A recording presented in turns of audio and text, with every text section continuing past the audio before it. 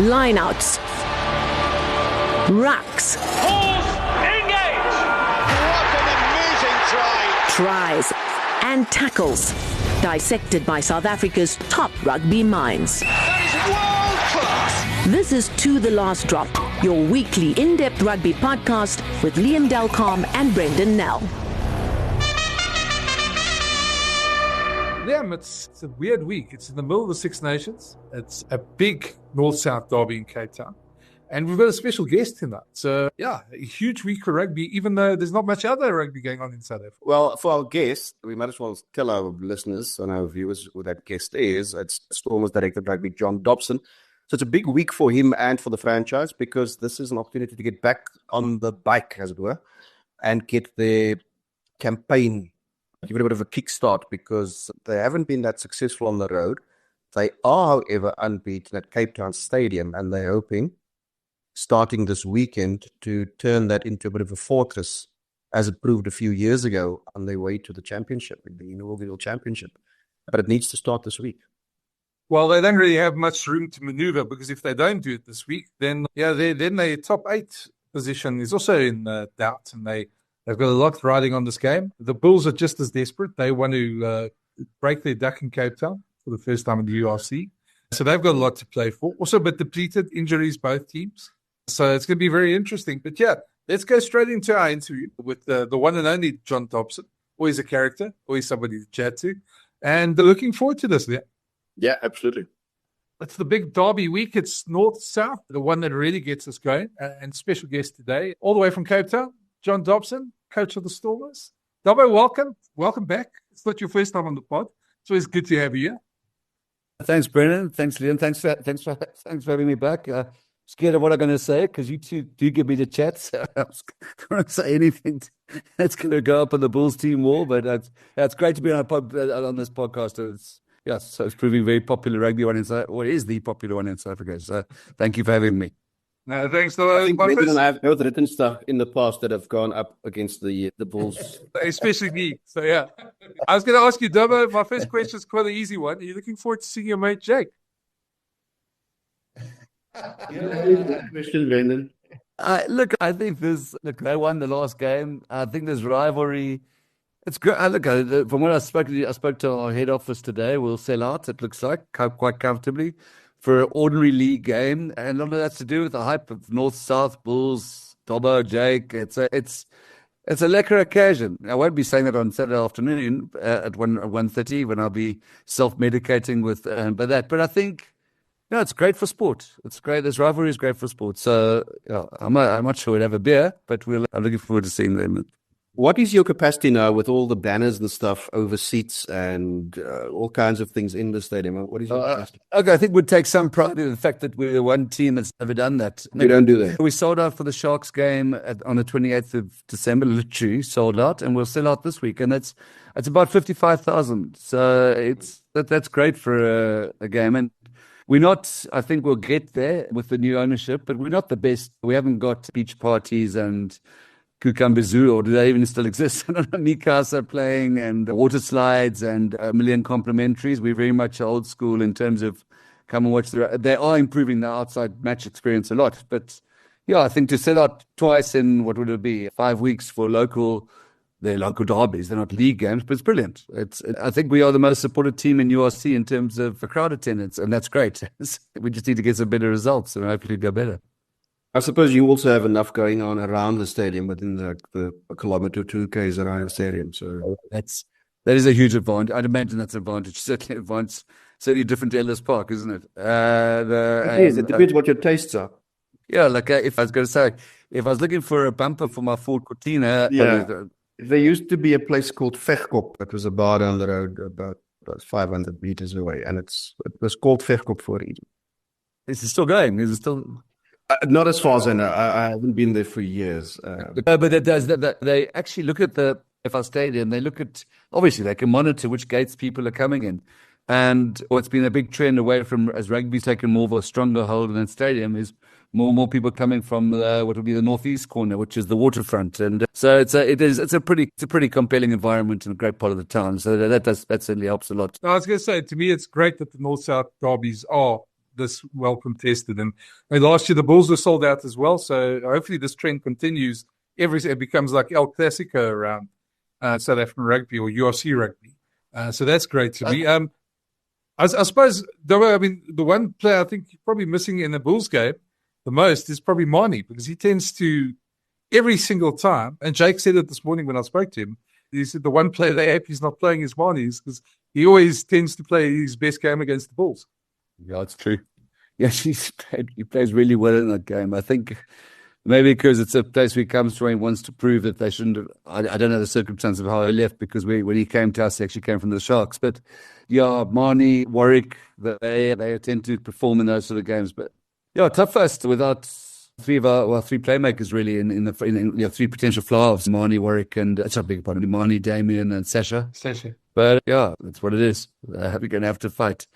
I think this bemoaning of injuries, it's just part of the sport now. And whether that number your given week is 8 or 4, but the score was not going to say Bulls 16, Stormers 12, but Mani, Sasha, Damien, Ruan, Eva, Sivela were injured. It doesn't say that. So it's something we just got to get used to. I think coaches banging on all the time about who's unavailable. There's literally the nature of the sport now. And look at the Sharks. They spike up to an 8 or 9. We've spiked up to an 8 or 9. Then you drop down to a 4. The Bulls are at a sort of mini spike now as well. It is a sport. It's not an excuse of any form. And also, there's not much time to dwell on it, because you now have to roll up your sleeves to secure yourself a spot in the top 8. I have a suspicion, though, you're probably looking a little bit high, not just top 8, but if you run the numbers, have you plotted a way out of the situation you find yourself in? Because obviously you have to win your home games. Yeah. I'm now looking at what your points tally, the points tally you rattled up previously, and you were 61, 68, something like that. Now, you're obviously not going to get to 61 even, I doubt it. No, I think top 4 spot would be difficult. Top 4 spot is very difficult. I think, look, we can say that Leinster game, we should have got that. Not that we deserve to win it. We absolutely deserve to lose it. And probably deserve to lose it by more. But that could have that was probably our hope of that. We think at Liam, if we can get to 57, 58 around there, you probably don't want to be playing Leinster away in the quarterfinal. That would be at the Viva, where we played Leinster B and are hiding there 10 days ago. So, yeah, we think we can get to 58. We have to win 2, which is going to be very tough. We have to win 2 of these 3 local derbies. So you're right, the home game, and then 1 of 2 others, which are very hard. Ellis Park and Loftus. So one of those, we probably have to win at least 1 of the 2 on the road, Ulster and Khenekli, and then we've got, after that, we actually got a really good run. The way I'm anticipating it's like in our first year. But I do suspect there have to be at least 2 home wins to guarantee above 8. You want to come in like last year, where you play a reasonable team in the quarterfinal, like Glasgow, where I think we came quite close. Top 4s are impossible, but then it's pretty much have to go and beat them from now on. And that, saying you win at Ellis Park, you have to win at Belfast, you have to win at Khenekli, you have to win at Loftus. Yes, that's all. Yeah, that's probably Greenland given our personnel position at the moment. And you ran the article yourself this week. We haven't, I think, since URC 1, we're actually +1 player, and that's way off where the other teams are. When I say +1 player, like a real marquee player that you didn't have in URC 1. We had Warwick, we had Gitsy. JD Schickeling is probably the big name that we've brought in over the last, if you look from compared to URC 1, Ruben van Heerden wasn't really a marquee, and Marvin Ori left. And I know lots of the Bulls and the Sharks have both let players go, but certainly we're way behind underspending and that for the reasons that Johan has made clear, that we need to be sustainable first. But without personnel to say that we're going to go and beat them from here on in, it's just not true. It's not going to happen, unfortunately. But it also makes just sense that if you use the word sustainable, but you have all the building blocks on the fertile ground in the Western Cape, there are some really talented players down there, and it's just obviously a question of retaining those services. Yeah, that's exactly it. As soon as we get this pod, I think, Brenden, we used to talk in the dark days of Zeltdown about if Western Province, I think people have talked about who they talk about internationally. They always said internationally before the Springboks did. The Springboks got organised. And I felt like the same applies here, whether our feeder system to keep the players, all our stars that are playing around the country, quite a few of them playing on Saturday, I presume. And so we're playing for the Bulls. So who were born here, schooled here, or university here. So that's what we have to get right. We're making progress with Guys like Marcel Tienerson, and I know they don't come from me originally, but they came as kids. Marcel and Andre Henrico Fenter and them and Suleiman Hartzenberg all getting towards 50 caps, which is important. That's how we're going to grow. We're not going to be a team that, we wouldn't have gone out to the market and got Kobus Reinach if Herschel and Paula had stayed or didn't leave at the same time. So that just was just such a big gap that we had to fill. But if we get organized, this pipeline properly, which I think other unions have benefited from over the years. Look, you can never keep everybody. If you look at the number 8, so you've got Franco Horn at the Lions from Paul Boys High. His successor there was Evan Roos. His successor there was Cameron Hanekom. Now, you're never going to keep, let's say we kept Franco Horn. Evan Roos then would have gone, he did go to the Sharks at first. If we had Evan Roos, if you were Cameron Hanekom, would you sign at the Stormers? So that's always going to be a bit of a challenge for us. But if we properly organize, we can identify better. We're going to restart an institute. We're going to take a view that we've got 3 years to keep this team together and build it and try and allow us to go deep into Europe rather than being a team that's going to write out big checks. And Johan told you directly, we're not going to go that route. We're just going to have to identify and get the talent through here. And every year, this union is just incredible. I know he hasn't played much, but JC Mars, Stephen Fuller, these guys are just coming through. Paul de Villiers is a bit older. These guys, Johnny Roach, they just come through the grown trees in the Western Cape. So we do have an advantage there in that respect. So, well, I was going to ask, part of the problem, though, for me, if I look at bringing through the younger players, and we know none of the franchises are going to be able to bring back too many players you bring back the odd one or two, like the Kobus Visas or JD Schickelings, those type of players, but you have to develop your own players. But part of that problem is outside your main 25 odd players, the next 25, they're not really getting opportunities. And we've seen it with you guys when you had to go up in the Champions Cup. The Bulls, when they went to the Sharks, those guys, and this Armcar said to me that week, he said the problem is he hasn't played since the Currie Cup. Now suddenly they're going to go beat Cust in France, and he hasn't played for 4 months. And I think that's the problem with all the franchises. How do you overcome that? No, Brendan, you're absolutely spot on. So we're traveling with, that's not the word. We've got these on the books, on the roster, these 55, 57, 53 players. I think all the franchises will be in the 50s. And let's say you've got 10, unfortunately, injured, takes you to the mid-40s. And you're choosing 23 every week. And so half your squad's not playing every week. And the Currie Cup's down that different slot. It actually worked, I think, from a coaching point of view. It worked well 2 years ago when it was played the same time as the URC, because you have guys game ready. It really helped a lot. You could, but now, for example, with our lock injury, with our lock situation, Connor injured, JD injured, Gary Porter is going to have to come in. He might come into I'm 90% sure he's going to be on the bench this week.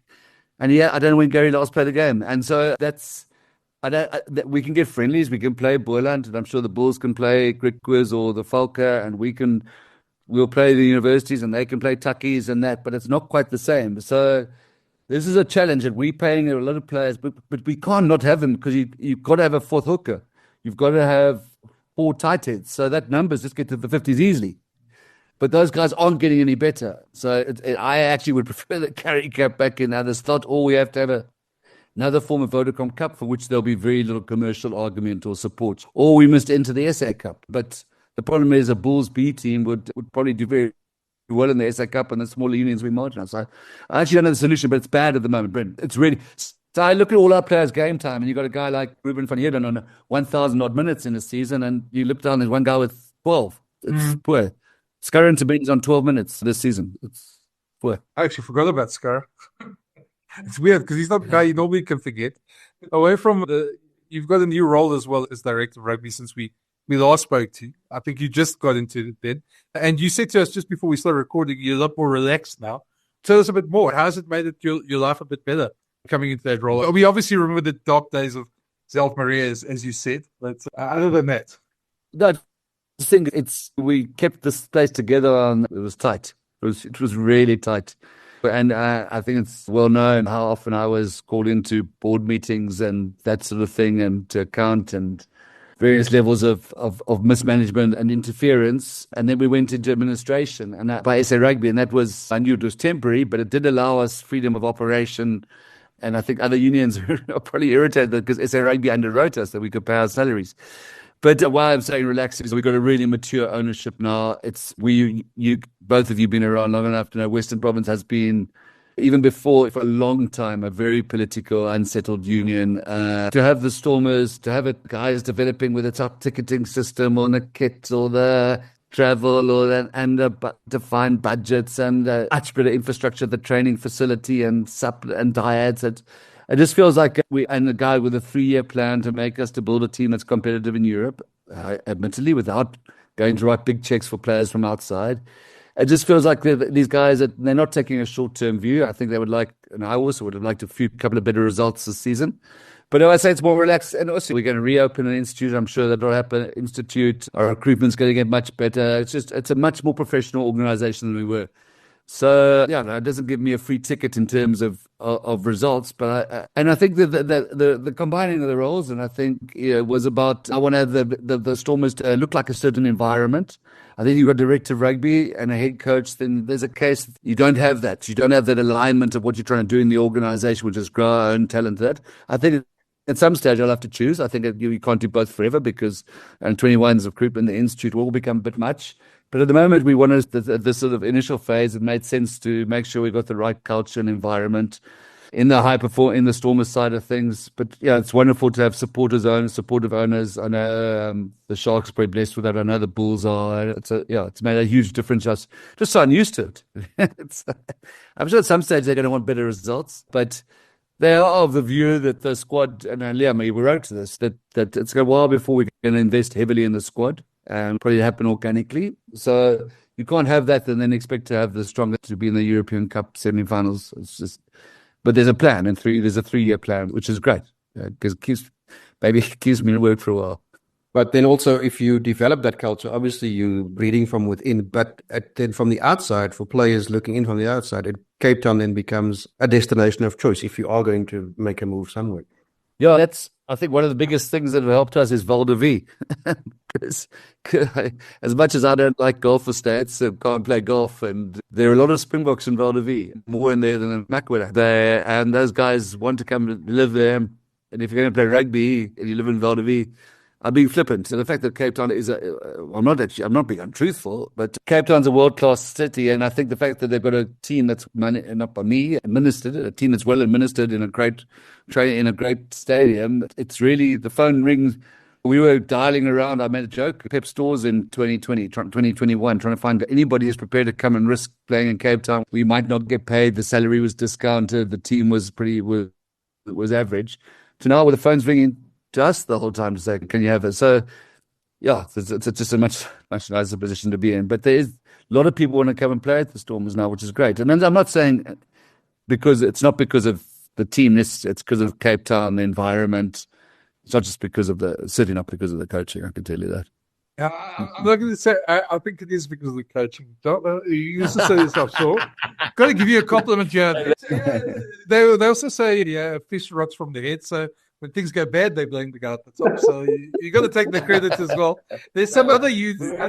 My anxiety won't let me do it. So I haven't opened the URC log this week, but we are about 12th or 13th or something. I only opened the log a bit better, but we will make it short. Well, I think you are above the Lions still, and I think, if I'm right, and I think you didn't have a player that left there this week as well, for Japan. So actually, the way to look at it is not so much to draw comfort from the fact that you're ahead of the Lions. It's like there's a couple of teams ahead of you.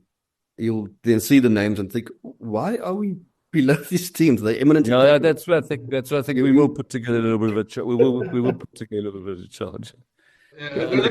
I'll be disappointed if we finish below Cardiff or Scarlets. Then I think our ownership would be fully entitled to ask me to come in for a little chat. Well, I still can't believe there's 2 Welsh sides in the top 8. So there's one that you don't expect either. So that will change in the next couple of weeks. Are you going to have a quiet drink before the game for the nerves, and then after the game, if you do get another one over, Jake, how are you going to celebrate? You know me too well about the Friday nights, Brenden, because you've seen we've tapered those down because as you get older, the anxiety for the chemicals of anxiety, you like your wine, that increases, doesn't it? So when you got a big day. So we'll go for a long lunch on Friday just to try and forget about the game. And then, do you remember Gareth Chalcott, the bath prop? I mean, that English prop with a sash, and they said to him, when he retired, what is he going to do? He's going to have 6 quiet beers and then 12 noisy ones. So if we did burgle a win, that'll be a formula. But listen, there's no ways you can it's going to be an unusual looking Stormers team. I think our pack is robust and big and solid, the starting one. But there will be some fresh faces amongst the backs, and it's going to be a hell of a test. But I don't know what it's like to play in front of 55,000. How many Cape Townians screaming at you? I don't know what effect that'll have, but it might help us stay in the game and give us a chance of snatching something. I was going to sneak in the last one there. But ask, how do you prepare for Willie le Roux? Because he's also one of those players like Marnie who can blow hot and cold on any given day. And that's actually something that's come up in the coaches' meetings. We don't know what position he's going to play, and there are 3. You've made a massive difference at Ellis Park. You've been talking of him at 10, I think, which is challenging. I do, honestly. I think it's very similar to Marnie there. Well, not similar player. Marnie might do more breaks and stuff, but his distribution and X factor there is incredible, or if he's playing at 15. So that Villiers issue is an issue for us because we don't know where he's going to be. But we have to plan. Look, the bench, you don't have to plan for the bench, but we've got to plan for 10 and 15 because they tell too much, but they're not dissimilar. So whatever plans they're probably making for Marnie would have been making for Marnie, probably the same ones we're making for Villiers at 10. Well, it keeps us all up. No, I don't think so. He wasn't training. No, of course not. Of course not. It started for Tess in the wing, so it's on the They started in the wing? Really? Yep. Started for. To be fair, it was in his first year, so all of those will be in 2013. Okay. In fact, I think one of those standout performances, the game against the Wallabies in Brisbane. Yes, I was there. Yeah, standout performance. Zane Kirshner was at fullback for that one, yes. No, I remember it now. No, but at least it keeps us engrossed and gives us something to talk about. It's going to be a fascinating game on Saturday. I think our nerves will be a bit better than yours. So, but good luck. I hope it's a great game, and I hope there's no injuries, whatever happens. That's very kind of you. I hope Rugby's a winner. I hope the Storm is off. They can have my 12 noisy ones. We'll see. That's good looking. For all the nerves and hype, it's great for South African sport that we could have a derby like this. You're right, because do you remember? Sorry to drag you on, but we all witnessed the demise of Super Rugby from the Super 12, and one of the arguments for the conference system was the local derbies, and they completely petered out, didn't they? And that's one thing the URC, I don't know if it's just have done, is got these back. And I think it's fantastic. Yeah, it doesn't make for say. I'd have started self-medicating on Friday at about 2, but it's good for rugby. We'll chat to you soon. We'll probably see you when you're up here in Pretoria in a couple of weeks and see if you. I will just as well. Thanks a lot. Cheers, man. Cheers. Thanks, Ed. Cheers. Now, it wouldn't be right if we do the one side of the fixture, not the other side.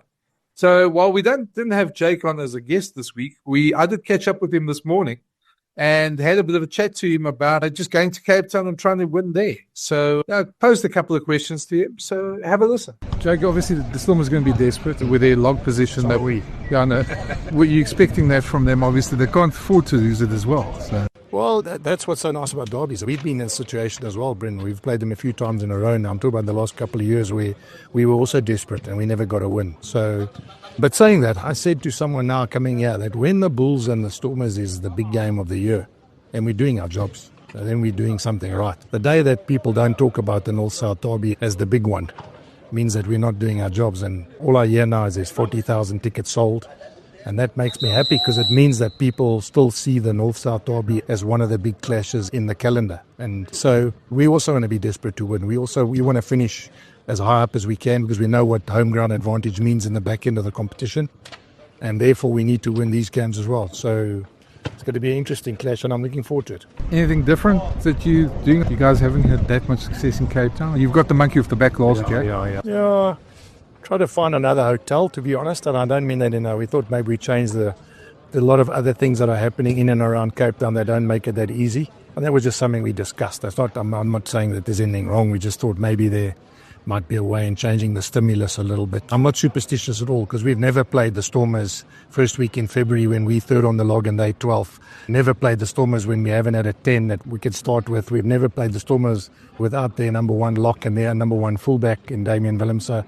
So to be superstitious and go, we need to change this, we need to change that because it's not working is, as I said, the venue is probably the same, but it's a completely different game.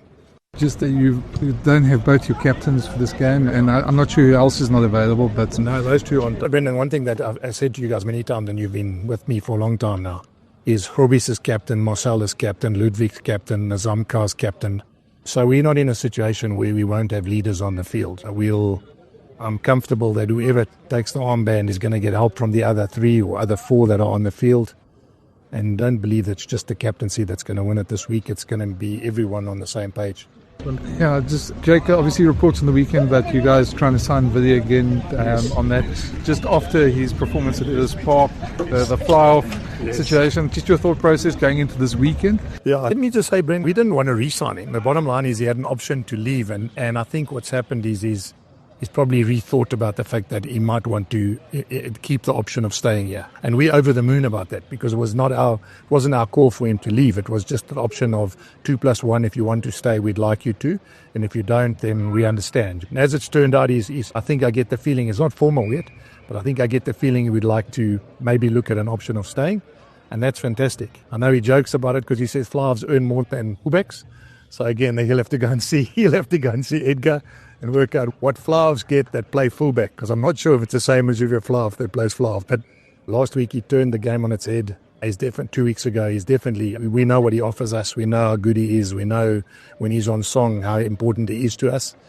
And I think we get the rubber stamp by signing him, because now we need him to go into that position, and no one's concerned about it. In fact, people are excited about the fact that he could play 10.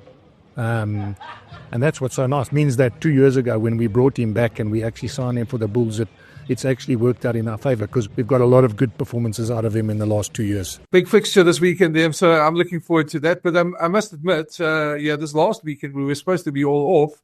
I found myself engrossed in the Six Nations. It was quite an experience. I must admit, Friday nights I felt sorry for Wales. They played a lot, but they had no reward. France we just were exceptional. I'm trying to think of a better word. There were pockets where Wales were throwing the ball around, trying things. A lot of their movement, however, was just lateral. They were moving from side to side. They weren't really playing with much thrust. And in the end, probably a scoreline that you could make the argument that France should have won by more. They certainly lost a lot of momentum in the second half. There's no doubt. They made all the substitutions. Dupont, your favorite, was off by the 49th minute or whatever it was. So they did lose a lot of that earlier momentum. It also took them a while to get into the game, to be fair. At the first quarter of an hour, they were attacking, but they weren't scoring points. And then when they did, things happened quickly. And then in the second half, again, they were becalmed a little bit. But in the end, I suppose that scoreline was reflective of how the game panned out. Yeah. Talking about my favourite player, Antoine Dupont, I thought he actually was very good in this try he set up was exceptional, but in fact, the cross kick as well. But then again, as somebody said to me when I said to them that on the weekend, they said, well, when you're playing against a team that can't even score a point, you've got to look good, especially if you're that quality of player. I don't want to take it away from him. I just want to say I probably had a very good game. And he's exceptional for me. But I just thought France in totality, when we spoke last week about their depth coming through in the game, there are 2 wingers who both scored tries. They were missing a bunch of players. They didn't seem like they were missing anybody. And it's going to be interesting to see what they do against England on Saturday. Yeah, of course, they'll be without Rowan Intermac, who copped a red card in that game against Wales. Theory. Yeah, there's no doubt. If you saw it initially, you thought, oh, that's a bit silly. But then if you look at it again, like, geez, did you mean it? So, yeah, clear red, no doubt. Don't know how long the ban will be, but I'm expecting Mathieu Jalabert to come into the 10 jersey. That'll be less because you want to leave Tomo Ramos at fullback and get Jalabert, who, to be fair to him, when he has had opportunities for France, has played well. So I expect him to start. Yeah, it's going to be interesting. I'm not sure we're going to get the same win like they did at Twickenham 2 years ago. Or was it 2 years ago? Was it last year? 2 years? Last year? 2 years ago. 2 years ago, yeah. Yeah. And so I don't think they're going to get the same win as that, but certainly they're looking like they're favourites for the title. Ireland against England started very slowly and made a lot of mistakes. England, to their credit, forced those mistakes. I thought the way England played in that first half was very good, but Ireland just adjusted in that second half. And New Zealand-born players came to the fore, and James Lowe, Jamison, Gibson Park, really, they were all exceptional on the day. And yeah, it's just the difference between the attack in that second half and England's attack was quite stark. Yeah, the thing with England in games that really matter, what tends to happen is that they are always up for a bit of a scrap, for a physical challenge, and they rise to the occasion there. But then you just also got the impression there's not enough to their game to really challenge Ireland. And Ireland have these things that they can fall back on.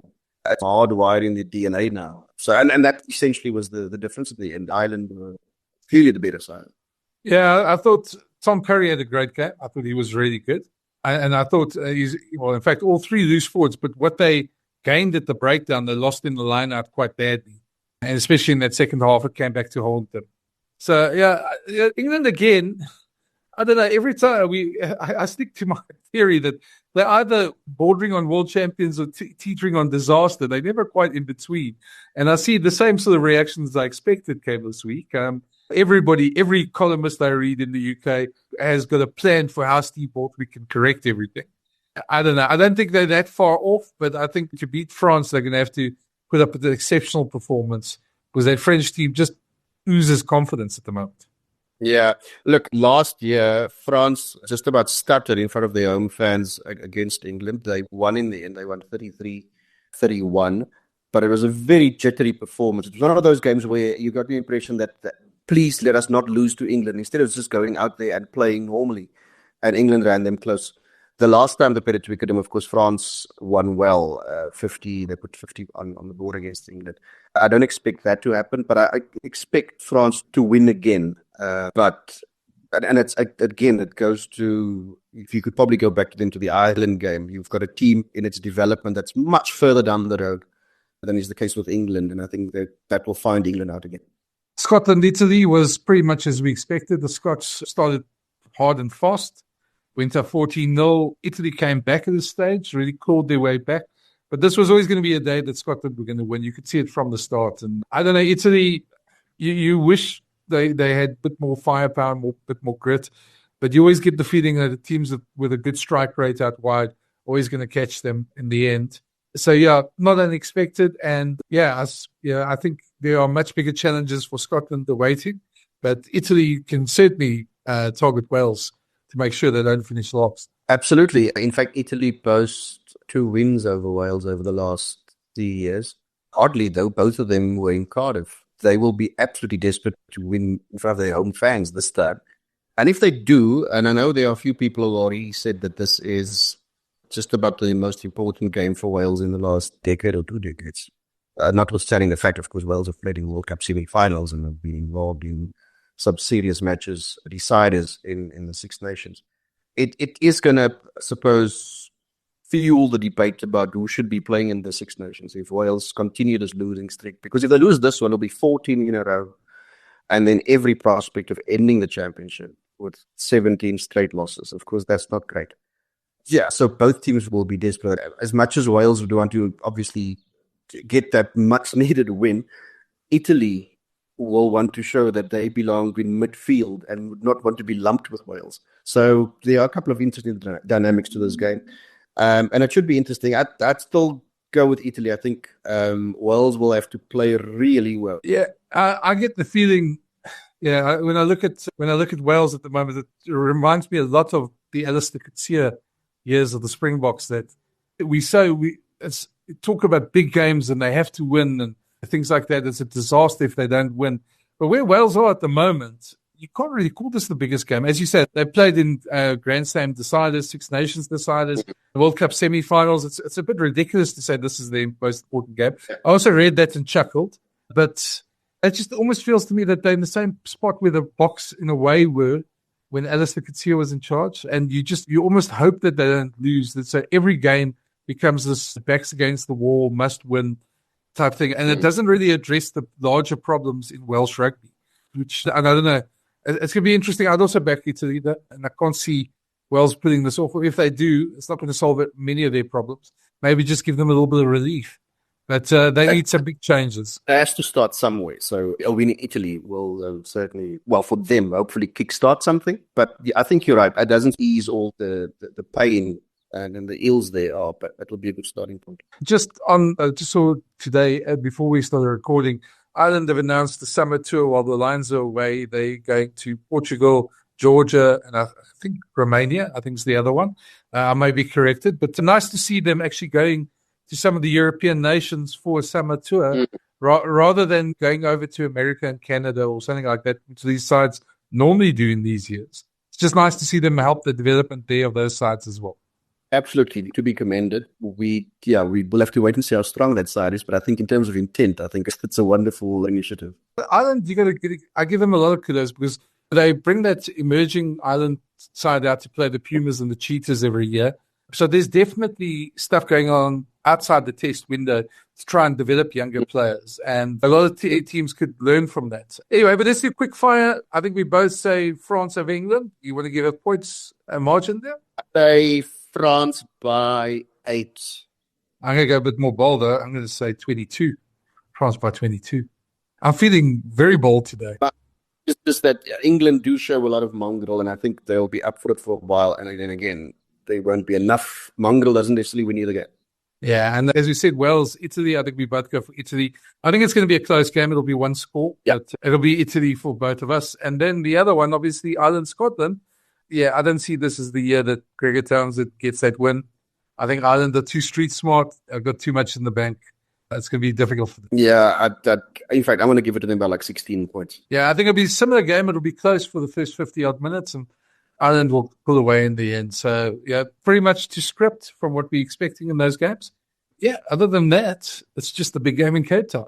So if you're in Cape Town, I hope you're going through to watch. They're hoping for a bumper crowd. They're talking about 40,000 tickets already sold.